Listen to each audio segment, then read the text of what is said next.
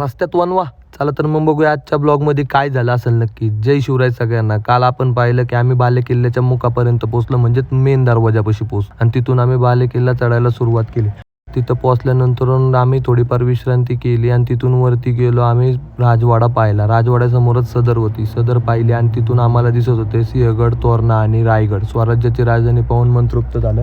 तिथून उतरायला सुरुवात केला बालेकिल्ला. बालेकिल्ला उतरल्यानंतर आम्हाला जायचं होतं सुवेळ्या माचीपाशी. तिथं पाहिला चिलखती बुरुज. तिथूनच थोडं पुढं गेल्यानंतर होती नेड. नेड्यामध्ये आम्ही थोडाफार विश्रांती केली आणि तिथून चालायला लागलो शेवटच्या बुरुजापर्यंत.